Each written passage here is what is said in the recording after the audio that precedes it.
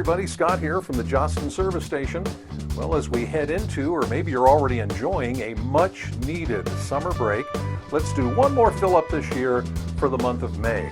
Coming up in a moment, some interesting thoughts from 3 high school yearbook editors on how they handled this most challenging of school years and how their yearbooks sort of adapted to those challenges. Some interesting thoughts coming up, but first, let's start with some news. Well, finally, we survived this historic year. I bet for a while you wondered about that, didn't you? If you're watching this in May into early June, perhaps your school year is still going on. So let's go over 2 main things to be handling right now. First, for spring yearbook schools, it's time to sell those remaining copies, and the key words are sell out. Now, hopefully you've already been using multiple ideas to do that, not just one idea. Remember, some people prefer to read information, some folks prefer to watch, other folks prefer to listen. Hopefully you're using all 3 of those with ideas like flyers that you can hand out, or videos and commercials, and an automated phone calling system if your school has that. Use multiple ways to reach your audience about your remaining sale. If you need more ideas, contact your Jostens representative. They have a long list. Some of my favorites include the famous in-the-book flyers that you print out from Yearbook Avenue, showing people that they are indeed pictured in the book, but need to get one.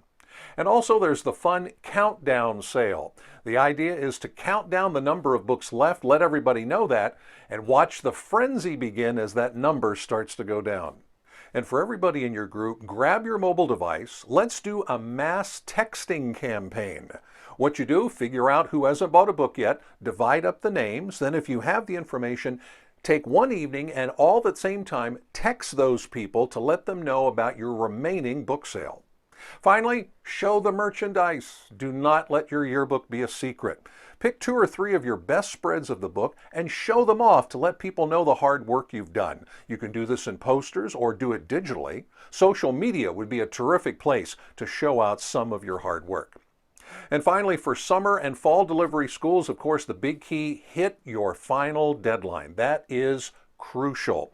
There are a lot of spring schools this year that delayed to summer in hopes of covering more events this spring, but also in hopes of having a true great distribution event sometime later this summer. Well, right now that's looking pretty favorable, but hitting your final page deadline is a key to success. Now, if you're watching this after school has ended, here's hoping you're having a great summer break.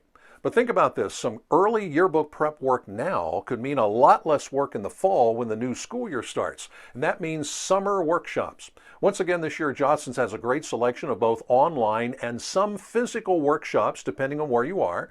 For dates and information, contact your Jostens representative. The highlight event again this year is going to be our annual Jostens Advisor University, being done online again this year from July 13 to 15, with a possible bonus day to work with student editors on July 16.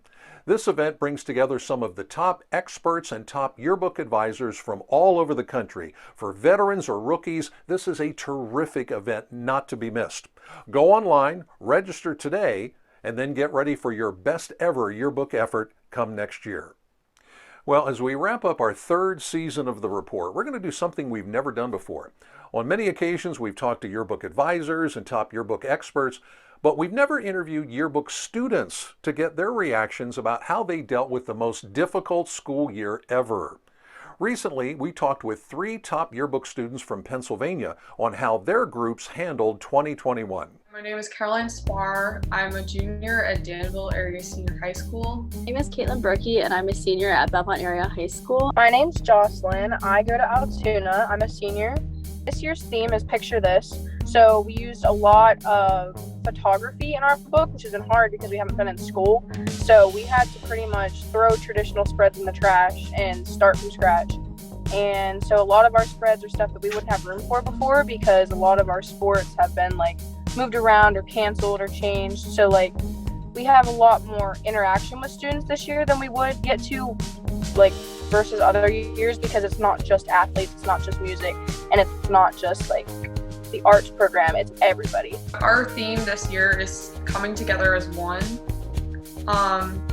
We did a lot of pixelated kind of ideas. On our front cover we have our logo for our school, and then we have a bunch of pictures that we had students send in. So it kind of looks like pixels on the cover. And it's all like technology kind of based, if that makes sense, throughout the book. Or at least that's what we were trying to go for. Just because everything's been remote and we were kind of expecting to have a year where we didn't really get to come into school and the whole thing was going to be online. This year's theme is "This is who we are and everything in between." So we really carried out the and symbol throughout the book, as well as we have like a red gradient bar that goes from like light red to dark red on the front. So we put that through the book. So as you progress through the book, the red gets darker. Fortunately, we've been able to have most all of our events this year. And the events we didn't have, we replaced those pages with different modules and graphs and stuff and interviewing people to get everyone's story this year. I think just being able to make those connections with different people. I mean, in your book, you're constantly emailing people, interviewing people, and, you know, just talking to people you might not usually talk to without your book. So I think that's definitely something I'll take to college with me. I learned a lot of like communication skills with people, and I've made a lot of connections with a lot of teachers, and like they'll recognize me, and that gets me into like a personal bond with them. So whenever I need to talk to them, it makes it a little bit more comfortable. And I've also learned like a lot of email skills and just like how to keep a conversation going because of like interview questions and stuff. And I've gotten complimented a bunch of times on like how I format my emails and stuff. And I learned all of that through Yearbook. Our book was definitely more copy heavy, but we were also really fortunate because our administration allowed yearbook staff to come in and take pictures, and coaches were very accommodating of that. Our staff too, it's great. Like, people want to go out and cover things. We don't really have the problem of people saying, oh, I want to stay home because no one was really that concerned about taking pictures and getting COVID. We were able to cover a lot of like pulp culture things that ended up being great. Like, we had a lot of good pages just based on things that everyone in our country was experiencing. So, for example, we covered Black Lives Matter, we covered the election. That was a fun page to cover. We did the Ruth Bader Ginsburg into Amy Coney Barrett, and we just covered a lot of politics and just things that were going on in our nation, because I feel like 2020 and 2021, so many crazy things happened, and how can you not like include that in the book? We actually did a lot of trends pages this year, which we haven't done in the past. Just because at our school right now, you have the option to be full remote with the school, or at a Bella program, which is like an online school, or in person full time. So we really had to, talk to people this year and make sure everyone was covered in the book. So I think that was something really cool we haven't done before. We got to use a lot of new spreads this year that we never would have had room for before. So that gave us a lot of creative liberty to talk to every student. And our coverage report is like the best that it's ever been, I think. The people who have bought the book, who are in the book, like the list is smaller than I've ever seen it. And it's just because we've had opportunities to ask people questions. Like, we have a Catch My Thrift spread. So we talk to people who went thrifting. We're going to do a whole spread on senior week this year. We're going to do a spread where people get to show off their cars, which we've never had room for before. I would say advice for next year's group is to go out and cover things that you don't normally cover. Like, kind of get out of your bubble. Don't cover the same sport the whole entire time, because you might come and cover like drama or art or some kind of science lab, and it ends up being a lot of fun, and you just learn a lot of things that you wouldn't learn if you were just staying inside your comfort zone and just covering the same thing over and over again. I was a huge procrastinator, which it helps sometimes, but you never know when your school is going to be like, hey, you're not coming in tomorrow, and then you're supposed to get pictures that day and your spread's due Friday. Like, don't procrastinate. Just don't do it. Honestly, I would just say have fun with it. I mean, it's honestly such a cool job. Looking back at it 3 years ago, I never would have thought, like, oh, I'll be the editor. But it really hit me last year when we were doing our 100th edition book. And I was looking through the football history, and one of the seasons were canceled because of the pandemic, the flu pandemic. And I was like, wow, that's so crazy. Like, can't even imagine that happening. But people are going to look back at the book 100 years from now again and be like, wow, the pandemic, like, you're really creating a history book. So really just have fun and enjoy it. Like, it's so cool.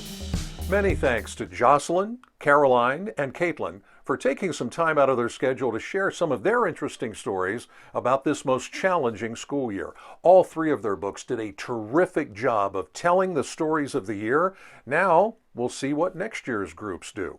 But you only saw a small portion there.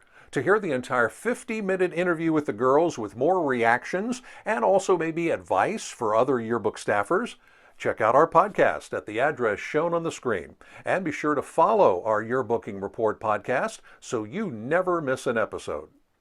Finally, let's give a free plug for another great summer event from Jostens, our Jostens Renaissance Summer Conference. Once again, virtual this year, JRVC will run from July 20 to 22. This great three-day event is for any school from elementary to college.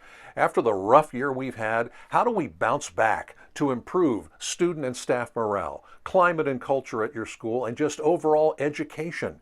JRVC is filled with great topics and great speakers to help schools get to where they need to be. This is a terrific event not to be missed. Contact your Jostens representative for more information on JRVC, and then get ready for your best ever school year next year.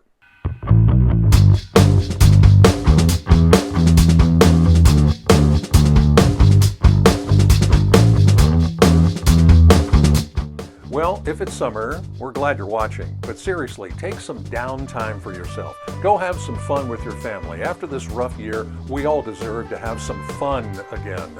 But if all goes well, we'll see you back here for the start of Season 4 of the Yearbooking Report, starting in mid-August. In the meantime, as always, thanks again for watching.